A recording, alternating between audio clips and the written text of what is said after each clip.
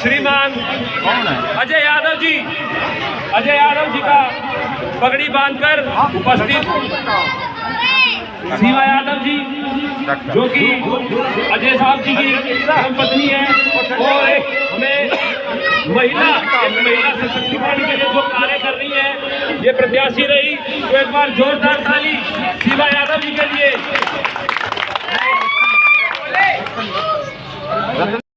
न्याय हुआ।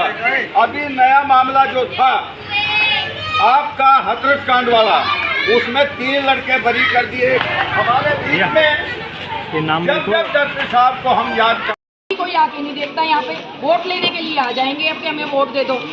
देवेंद्र भाई साहब जब भी आते हैं, दुख में सुख में हर चीज में हर समस्याओं में साथ खड़े होते हैं, लेकिन ये लोग आके नहीं देखते और कह देते हैं कि भैया आप लोग तो हमारे है ही नहीं, हमारे हैं, हम लड़ेंगे अपने लोगों के लिए। मैं कहती हूँ आप लोग एकजुट होकर इस बार देवेंद्र भाई साहब को वोट दो, उदित राज जी को वोट दो, और फिर देखो सबसे पहले बजट हम अपनी कॉलोनी का लेके आएंगे। यहाँ का जो भेदभाव हमारी कॉलोनी के साथ हो रहा है, ये हमें भी दुखता है कि हमारे लोग इधर से उधर भटकते रहते हैं और उनका कोई काम नहीं होता है। गलत बात है, ये हमें भी बुरी लगती है। तो इसलिए आप समझो, अपने अधिकार को समझो। महिलाओं के साथ इस बीजेपी सरकार में महिलाओं के साथ कितना अत्याचार हो रहा है, अभी आप जानते ही है। ये हमारी महिलाओं के साथ दुर्व्यवहार करते हैं और हमारे आरक्षण को खत्म करना चाहते हैं। क्यों भाई, क्या इन लोगों को हक नहीं है? मैं यही कहना चाहती हूँ कि आप लोग एकजुट होकर अपनी आवाज उठाइए और कहिए भाई देवेंद्र यादव जी को वोट दीजिए, उदित राज जी को वोट दीजिए, क्योंकि हमें लोकतंत्र बचाना है। ये लोकतंत्र की लड़ाई है और ये लोग हिंदू मुस्लिम करते रहते हैं, हमें भाई भाइयों में बांटने की कोशिश करते हैं। बेरोजगारी पे जवाब दो, लोगों के उस महंगाई पे जवाब दो। कितनी महंगाई हो गई है, महंगाई देखिए दिन प्रतिदिन बढ़ती जा रही है। लोग कहाँ तक कमाएं, रोजगार है नहीं। हमारे बच्चों की शिक्षा, हमारे लोग इतनी मेहनत करके उस शिक्षा को देते हैं, उसके बाद रोजगार है नहीं। पेपर लीक हो रहे हैं, एक तरफा यही हो रहा है और क्या हो रहा है। तो इसलिए मैं आप लोगों को कहना चाहती हूँ, आप लोग अपनी आवाज उठाओ और इस बार ऐसी सरकार लाओ। ओपी शुक्ला जी से भी मैं कहना चाहती हूँ कि आप इसको सलाम को हमारे लोगों के लिए तो यहाँ बहुत सारे लोग अभिलाषी हैं। मैं इस दिशा में बात करना चाहता हूँ। हमारी मातृ की 7 साल की, 2.5 साल की, और आज हमारे जो मुख्य अतिथि जो हमारे बड़े बुजुर्ग हैं, ओपी शुक्ला जी और मेरे बड़े बुजुर्ग विधायक साहब जी, और यहाँ पे जितने भी मंच पे बैठे हैं मेरे बड़े बुजुर्ग, मेरे पिता समान, और मेरे छोटे भाई भी हैं, मेरे बड़े भाई भी हैं, नरेश निडला साहब जी, विजय पाल जी, जय भगवान मास्टर जी, जितने मेरे बड़े बुजुर्ग हैं जिनका मैं नाम, उसके लिए मैं हाथ जोड़ के माफी। कॉलोनी की लड़ाई लड़ी और आज भी वो कॉलोनी के बारे में चिंता करते हैं, अपने घर के बारे में, अपने परिवार के बारे में। हमेशा वो इस कॉलोनी के बारे में अच्छा सोचते हैं। और बीच बीच में जो यहाँ पे हमारे नरेश भाई हैं, रोहतास ताक साहब हैं, जय भगवान मास्टर जी भी हैं, उनसे जानकारी भी लेते रहते हैं कि कॉलोनी में क्या स्थिति चल रही है। मैं ज़्यादा तो नहीं बोलना चाहता, मैं सिर्फ इतना कहना चाहता हूँ कि जो सलम की बात है, जहाँ तक मेरे ध्यान भी है, मेरे उसमें भी उपस्थिति में भी देवेंद्र भाई 5 साल पूरे विधायक रहे और 1 साल का उन्हें बाद में समय मिला।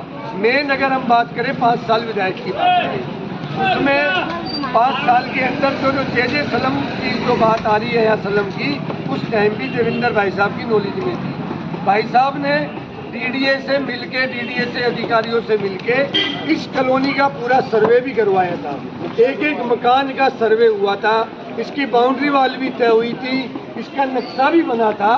वेदपाल बाबू जी को भी, जय भगवान मास्टर जी को ही मालूम है, और जो अधिकारी आए थे वाल्मीकि मंदिर में बैठ के भी, उसमें हमारे जो गांव के समयपुर एक्सटेंशन में डाला था। विजय फाइल बन चुकी थी विजय बैंक में, जो बाबा बहादुर हैं उनके भतीजे हैं मनोज यादव जी, मेरे साथ उनकी जिम्मेवारी लगाई थी। खाली कागजों पे नहीं थी, लेकिन एक लहर आई, लहर की वजह से भाई हम चुनाव हार गए। वो फाइल आज हमारी बनी भी हुई है। देवेंद्र भाई साहब का जो लास्ट चुनाव था, हम यहाँ पे आए भी थे रात को मीटिंग में भी, वेद बाबू जी भी थे मीटिंग में, सबने कोई बात नहीं रखी, लेकिन वेद बाबू जी ने देवेंद्र भाई साहब के सामने एक बात रखी थी कि जी ये बताओ कि हम प्रधान जी के साथ भी थे और देवेंद्र भाई हम आपके साथ भी थे, आज तक हमारे को आपने सदन से क्यों नहीं निकलवाया। वेद बाबू जी ने बात रखी थी कि जी हमें इस बात का जवाब दिया जाए। देवेंद्र भाई ने यही बात रखी थी कि डीडीए से मैंने सारा सर्वे भी करवाया और बाउंड्री वॉल भी है, वो फाइल भी है, फाइल नंबर भी है। और मनोज यादव बाबा मोहनलाल जी के जो बेटे हैं, मेरे साथ उनकी जिम्मेवारी भी थी, लेकिन वो चुनाव हार गए, वो फाइल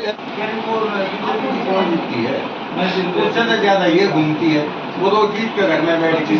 तो जो आदमी दिल जीत लेता है, जीतना तो अलग बात है, आपसे दिल जीता है। और भगवान ने चाहा ना, भगवान ने चाहा ना, वो दिन दूर नहीं है। मेरे यहाँ ना जो भगवान है ना, वो बैठे हुए हैं और इस मुंह से सत्य निकलता है, झूठ में निकलता नहीं। इसके लिए तो करनी है ना, इसके लिए बेटा तू करनी है ना। भगवान ने तेरा कहीं और नाम लिख दिया, उसको नहीं करने क्या किया है। आप पैसों को भूल जाओ।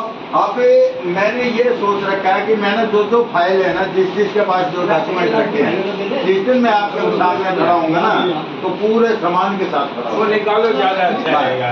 मैं वहाँ मैं करना मुझे अच्छा नहीं जाता। आप बैठो, आप वो काम करेंगे तो हमारा काम करने का।